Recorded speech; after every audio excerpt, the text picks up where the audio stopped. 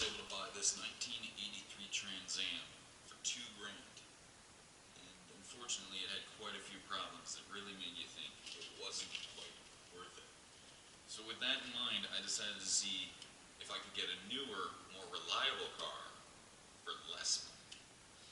And that's why I decided to set out with a budget of $1,000 to buy any kind of car I could find, just to see if you could actually do it, if you could take such a tiny little budget, buy a car and get it on the road for under $1,000 and actually drive it for an extended period of time and not have any issues. So, like I said, I'm going to go on to Kijiji, Auto Trader, Facebook, and I'm going to find a car for under $1,000, and I'm going to meet myself, because I'm doing it alone, at Point Pleasant Park, and I'm going to take a car on a nice road trip up along the Nova Scotian coast to see how reliable it is.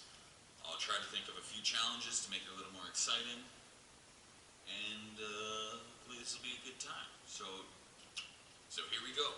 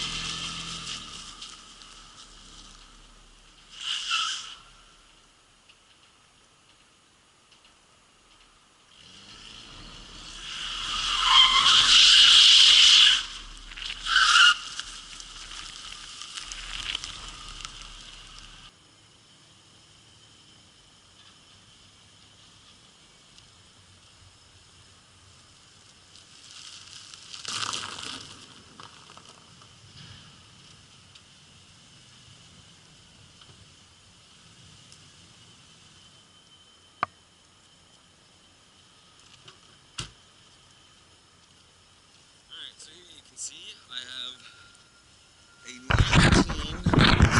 1998 Oldsmobile Delta 88 Royale LS. And my first thought about this car really is that the only reason it's so big is so that they could fit the name on it.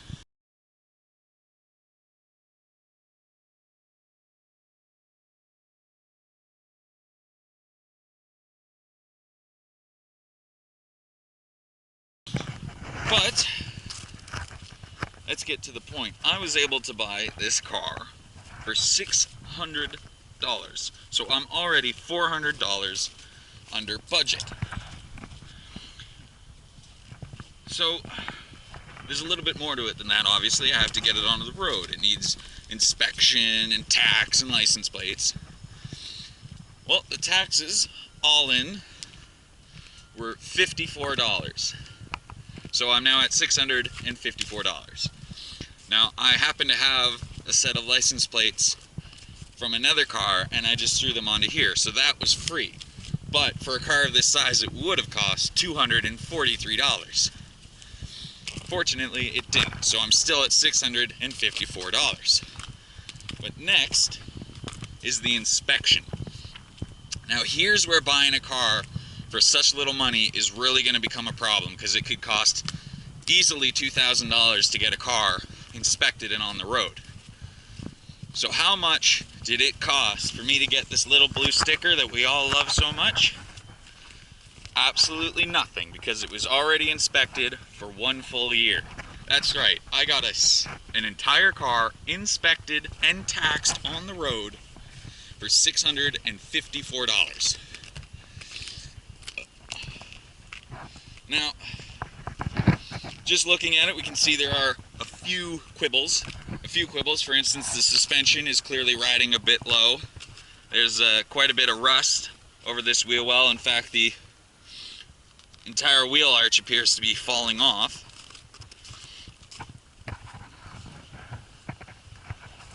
And whoever previously owned the car must have thought they were a policeman, because they have 2 antennas on the car, but all I see is 1 CB radio, so don't know what the second antenna is supposed to be for. As you can see, it's got a nice big spacious interior. It seats 6, so if you want to think about it from a purely economic standpoint, this car only cost me $107 per seat. And considering these seats go for a lot more than $107, I think I got a pretty good deal. I basically got a set of seats for a 98 Oldsmobile, half off, and they just threw in the car so I could transport them. That's a pretty good deal, I think. It's got CD player, tape deck, heat, air conditioning. This seat is powered. That seat isn't. The back seats, kinda dull. They don't even have cup holders. And for that matter, this car doesn't appear to have cup holders in the front either, so that's a little inconvenient. It's got a tachometer, lights, traction control you can operate from inside of the car, and it came with a CB.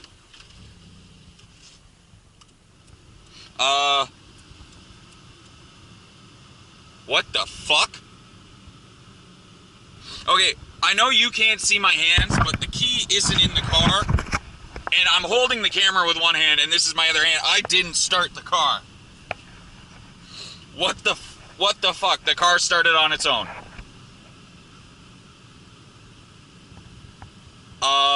I don't even, like,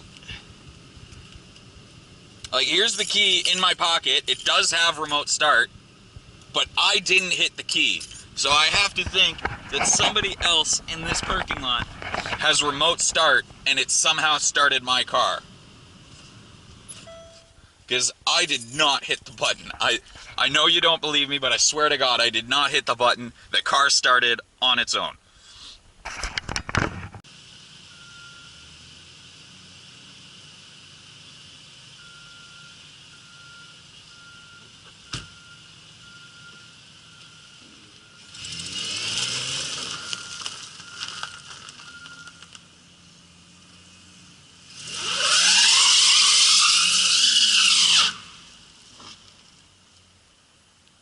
The single most important thing for any Canadian car,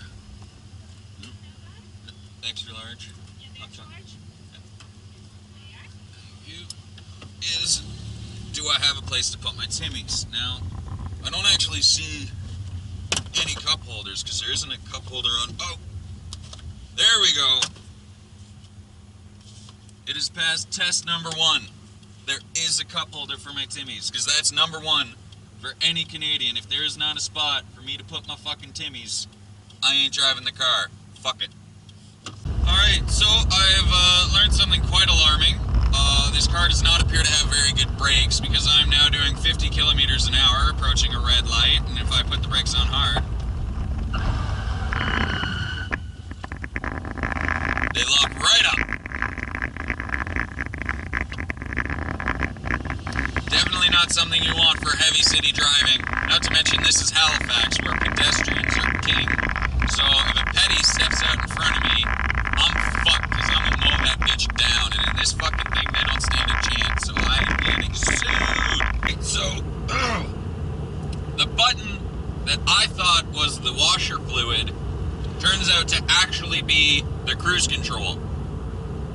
When I bought the car, the guy didn't tell me it had cruise control, and because the stick is completely wiped clean, like there's nothing on it, I didn't think it had cruise control. But I just tried to wipe the windows with the washer fluid, and, well, it appears I engaged the cruise control.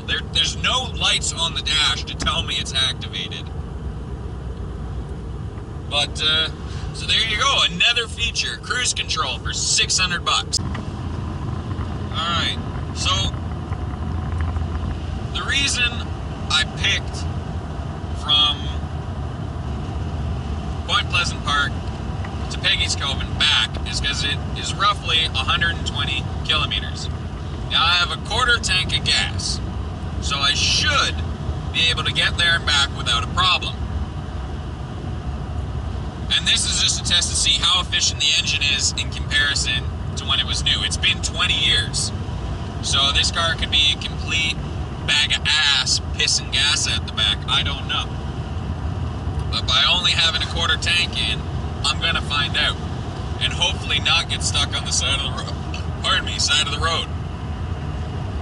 Alright, so I have no idea where the fuck I am or where I'm going because I took a wrong turn.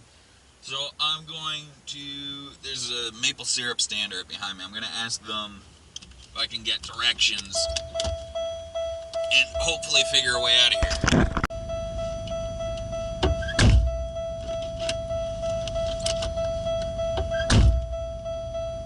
What the hell? Fucking door sensor won't turn off.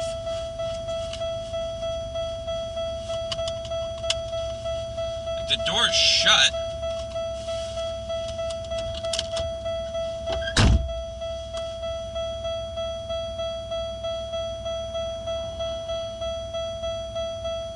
What the fuck?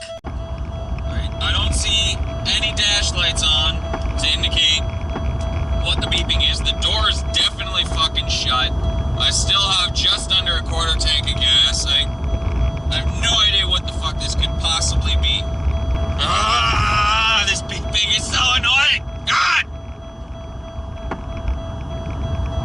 Oh yeah. You can hear shit falling around in the back. There's a nice windy bit.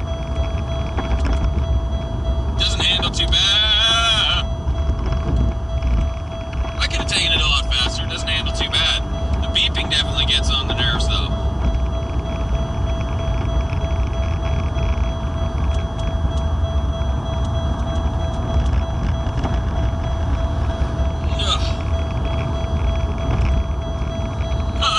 Please, make the beeping stop! Ah! Ah, man! Ah! I swear after this drive I will have gone in. Holy shit! That truck was fucked! That's a T-bone right there. That thing looked fucking knackered. You know what? Fuck this.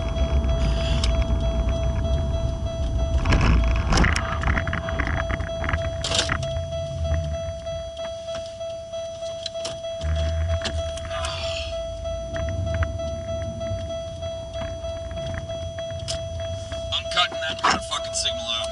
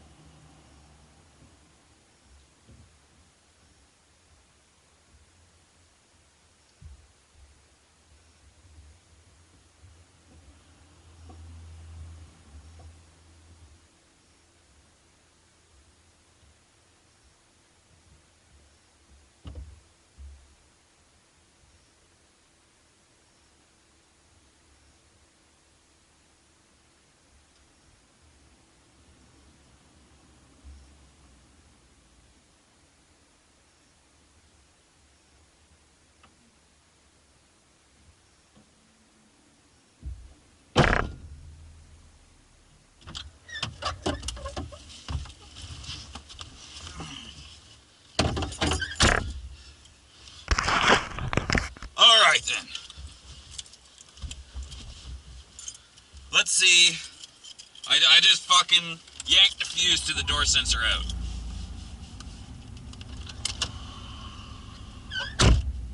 I think it worked. Great, well, I definitely didn't get to where I was going. I meant to go to Piggy's Cove, obviously, and I ended up taking the wrong route around the coast, and it ended up bringing me right back to Halifax. Still have an eighth of a tank, though.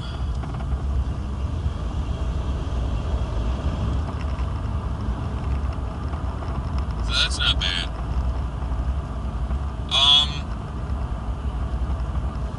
Still, put on about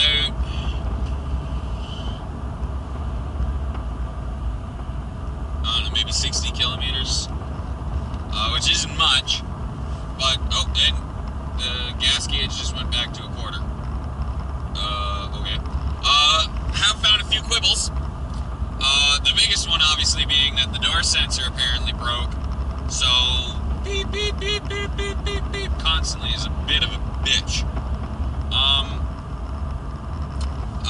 camera straight out to show you. I'm pretty sure that the header, or headers, I guess it is a V6, so the headers, there's a header gasket leak, I think, because whenever I accelerate, there's a nice little ticking. It doesn't do it while it's just running, so that's good. But yeah, anytime I accelerate, just something that might be a header gasket leak. The exhaust is definitely on its way out. It's a bit louder than it probably should be. Road noise is actually quite bad, to be honest. Well, you can probably hear it. The brakes are definitely on their way out. Parking brake works, though. That wasn't me nervous about the brakes. That was me, yeah, the brakes are really bad. There's no way around that.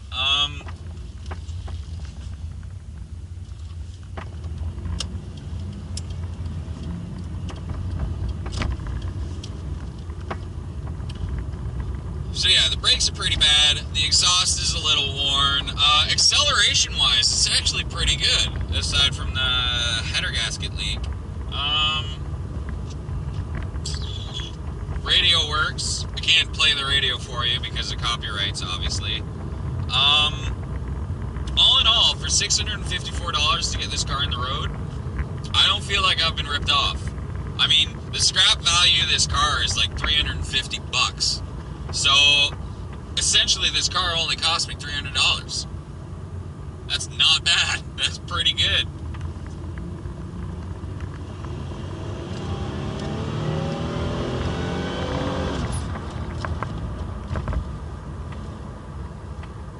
Accelerate's pretty nice.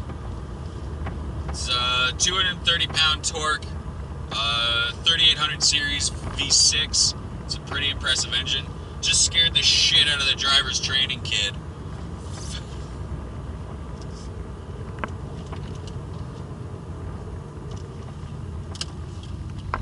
Alright, here we go. Nice open patch where I can really let her rumble.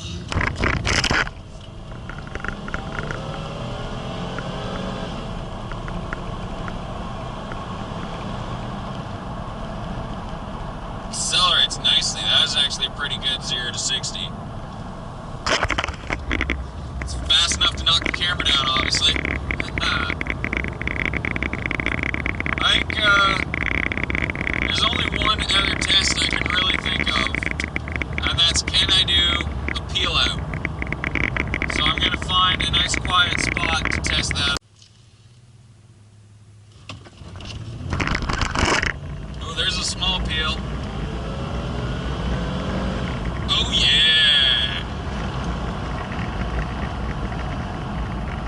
Let that little Honda Accord. So, traction off, parking brake on, and let's see if this car can do a burnout.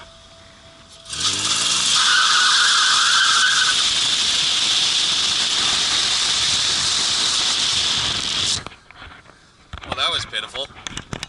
Alright, so now we got the traction control off, and a speed bump, and the parking brake. So,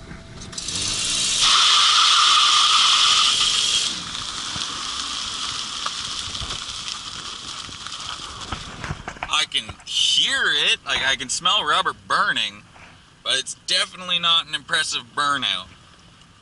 So let's park the car on top of some snow.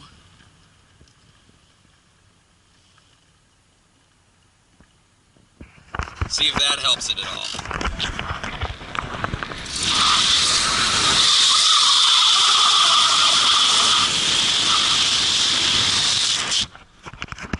That's a bit better.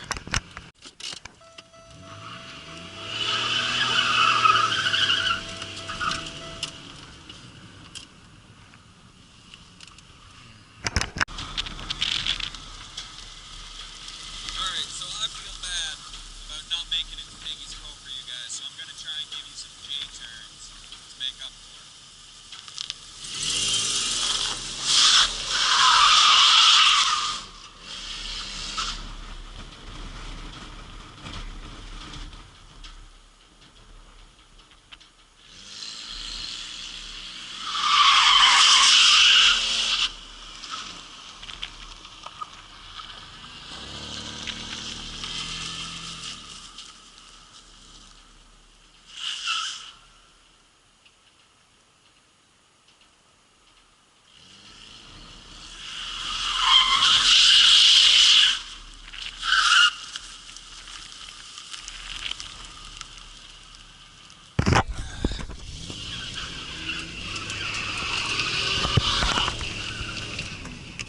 Alright, well there you go. You can in fact buy a reliable car for under $1,000, and it can in fact take you places, it can in fact do J-turns, but it is going to have a few problems, as I've clearly shown you today. Broken sensors, bad brakes, all kinds of shit like that. But one thing, that no matter how much you spend on a car, if you don't know where the fuck you're going, you're not going to get there. And I've proved that today by taking a wrong turn and ended up God knows where the fuck. But I really hope you guys enjoyed this. I hope you found it a little bit informative. I hope to any of you guys out there with only $1,000 hoping to buy a car but really disheartened thinking you can't, well, I've proved you can. So keep on looking. Pardon me, you're not going to get the coolest car, but you are going to get something, you know, dirt cheap that you can smash about and not worry about, because you know what? If it's only $600, who cares if you wreck it? It's, you only out $300 after you scrap the thing, so just buy something dirt cheap and have fun with it. Don't feel like you need to spend $5 grand on your first car. Definitely don't feel like you have to buy brand new. Fuck brand new. I'll never buy brand new. You can have a lot more fun with a fucking $600 car than you ever can with a brand new car, because you know what? You're not going to be constantly pissing yourself about breaking it.